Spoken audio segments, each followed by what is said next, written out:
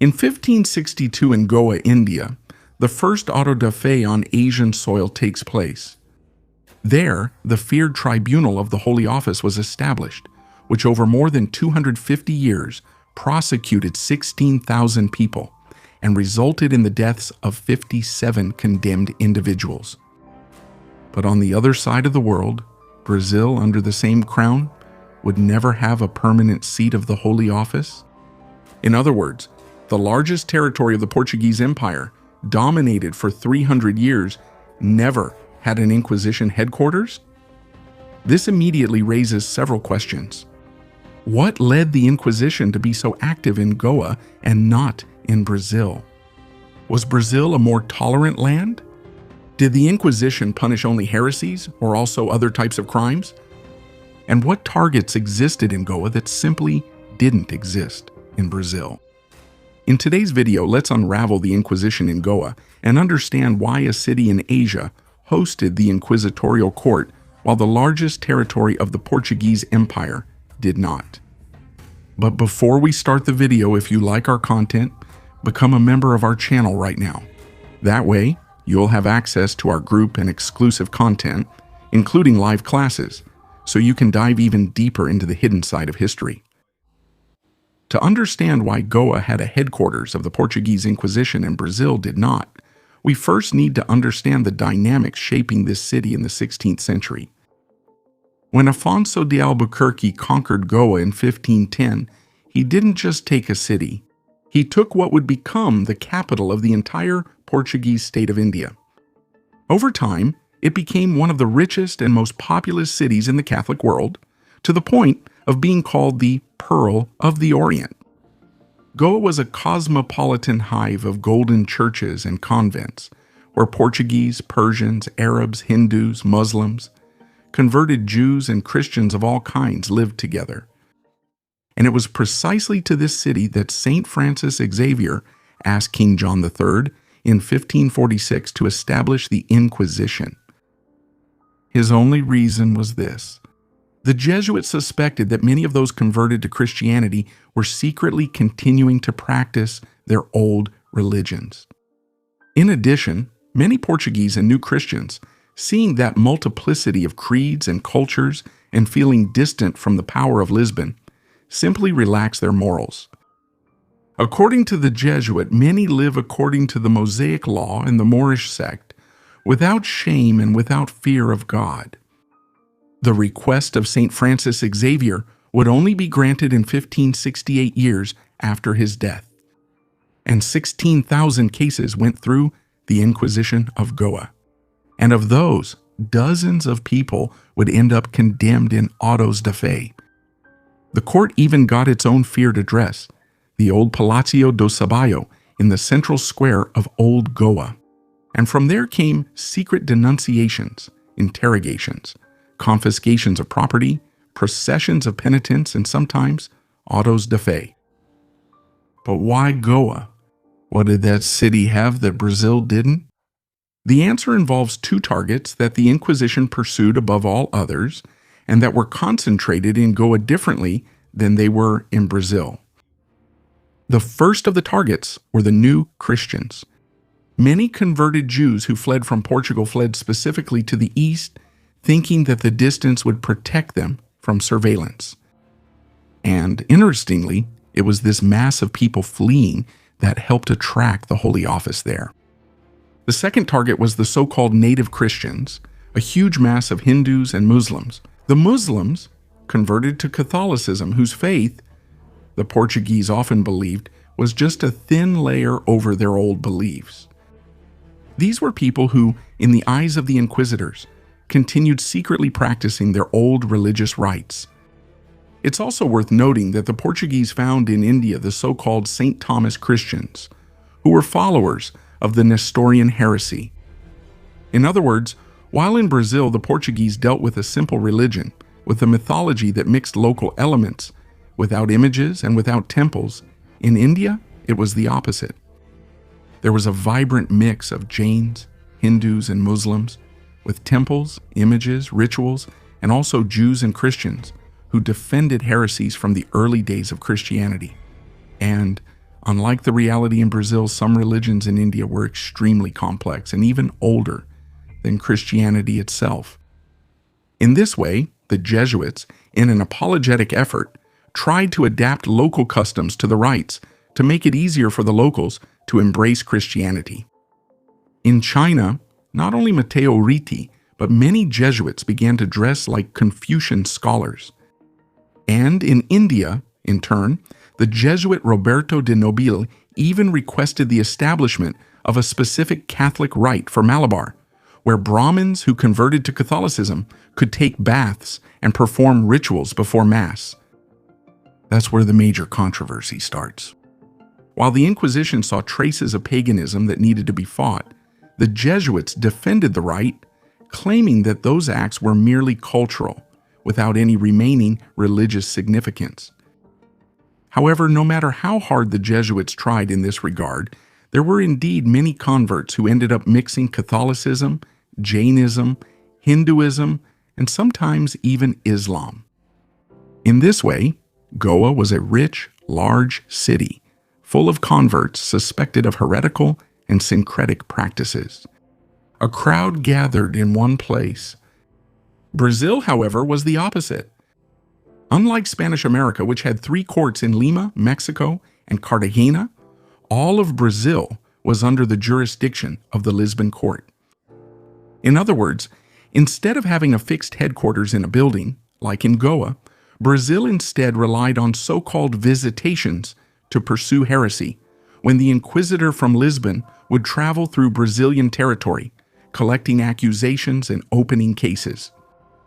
The first and most famous was that of Heitor Furtado de Mendonça, who landed in Bahia in 1591, offering a grace period for those who confessed their crimes, and having traveled through Bahia, Pernambuco, and Paraíba until 1595.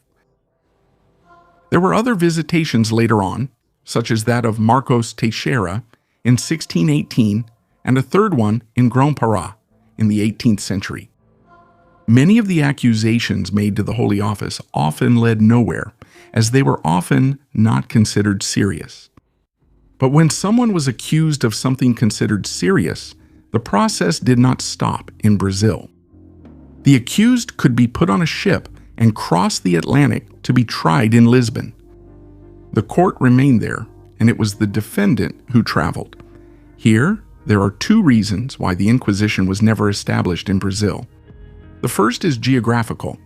As we've seen, Goa was a compact, dense, and very wealthy city where the only court located in one place could reach the entire suspected population. Brazil, by contrast, was entirely different. It was a huge stretch of coastline, dotted with several scattered towns separated by weeks of travel. For a long time, there wasn't a metropolis comparable to Goa. Salvador was the capital, but it didn't come close to the same urban and commercial concentration. And for a bureaucratic institution like the Holy Office, which depended on prisons, archives, and a constant flow of defendants, setting up a permanent court in such an empty and scattered territory simply wasn't worth it. Inspection visits worked better and were cheaper. Did the Inquisition in Brazil have various targets and different punishments? Did it prosecute offenses against the faith, especially those related to the New Christians? The historian Anita Nowinski, in her work New Christians in Bahia, presents some of the accusations that were most common against the New Christians. Among them were turning one's face away in church, committing indecencies near the cross, and whipping crucifixes right after taking communion. But besides these, there were other offenses and other behaviors that were also targeted by the Inquisition. One of them was proclaiming oneself as a saint. A famous case was that of Rosa Egipcica, a former slave who became a target of the Inquisition for claiming to be the wife of the Holy Spirit and starting to be venerated as a saint, with many people collecting her relics and smoking pipes, mixing African practices with affirmations. Even before that, the same Rosa had already been targeted by the church in Minas Gerais for pretending to be possessed by the devil during masses. Thus, she ended up being prosecuted by the Inquisition in Lisbon. The Inquisition in Brazil sometimes also encroached on civil jurisdiction. Some crimes, such as bigamy, sodomy, and incest, were punished both by the Inquisition and by civil courts.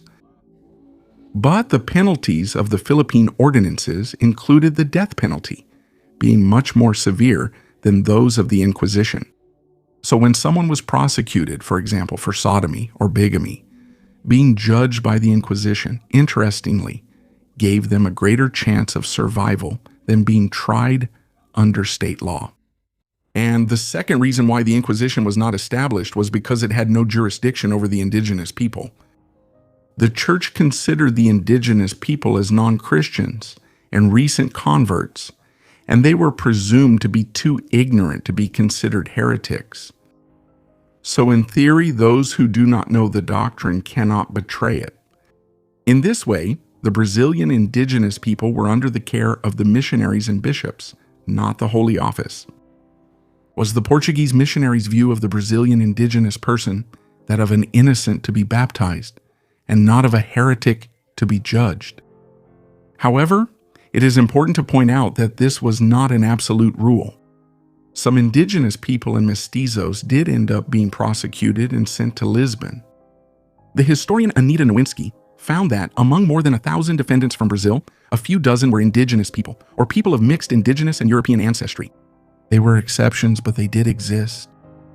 However, even so, the general logic was clear. For the church system, was the indigenous person someone to be catechized rather than persecuted? And with that, it's very important to also understand the dynamics of the court. Saying that the Inquisition tried thousands of people doesn't mean that thousands of people were sent to the stake. Many cases, most of them, simply led to nothing. Saying hundreds were convicted doesn't mean they were all sentenced to death by burning. Condenados à fogueira? There were other punishments ranging from exile, banishment, and public disgrace to mere penances. Besides that, the possibility of abjuring, that is, promising not to do it again, greatly reduced the number of people sentenced to be burned at the stake. Usually, when a person was caught a second time, that's when they were handed over to the secular authorities, where there was no more chance for repentance. In fact, out of 16,000 cases, the number of executions at an auto da fe was 57 in more than 250 years of the Inquisition in Goa. However, the Inquisition undeniably caused terror because of the fear of being prosecuted and condemned. In addition, in many cases, there was confiscation of property, and in Goa in particular, there was the destruction of many Hindu temples in the city. And the Inquisition began to have a truly global reach with the Iberian Union. A famous case is that of the new Christian Rui Perez, who did a lot of business in the Far East and was accused of crypto-Judaism, as well as keeping a Japanese child named Gaspar Fernandez enslaved. Since he was in the Far East, he was taken to New Spain to be tried by the Inquisition, and there he ended up dying before even being prosecuted. So, a Portuguese person during the Iberian Union could be tried by the Portuguese Inquisition in Goa or by the Spanish Inquisition in the Americas, as well as in Europe, depending on which side of the globe he was on. And finally, it's worth mentioning that the Inquisition wanted to establish itself in Brazil. Heitor Furtado de Mendonça himself, the first Inquisition visitor, proposed the creation of a tribunal in Brazil in which he himself would take part. And he wasn't the only one. Throughout the 17th century, 3 times the kings of Portugal requested the establishment of the Holy Office in Brazil. And all 3 times the idea didn't take hold. Here we reach the main irony of this story. It's often imagined that Brazil escaped the Inquisition because it was a more tolerant, more distant, or more laid-back land. That old idea that below the equator, there is no sin. But the truth is much less romantic. Brazil didn't have a tribunal not because it was more Christian or more free, but because it was too spread out to justify it, and because its largest group of non-Christians, the indigenous people, were out of the reach of the Holy Office. Goa was rich, compact, and diverse, and it had the perfect conditions for establishing the tribunal. But Brazil didn't have that. The Inquisition in Goa lasted until 1774, when it was suspended by the Marquis of Pombal, and it would end definitively in 1812. And did you know that Brazil never had an Inquisition court?